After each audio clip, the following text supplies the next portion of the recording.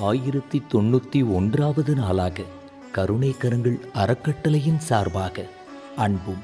அன்னமும் என்பதன் அடிப்படையில் தி ஃபோரியோக்ஸ் கார்பன்ஸ் மற்றும் கிராஃபைட்ஸ் ஸ்தாபனத்தின் நிறுவனர் மதிப்பிற்கும் மரியாதைக்கும் உரிய திரு கோகுல கண்ணன் அவர்களின் சார்பாக உடுமலை அரசு மருத்துவமனையில் சிகிச்சை பெறுபவர்களுக்கும் மற்றும் உடன் இருப்பவர்களுக்கும்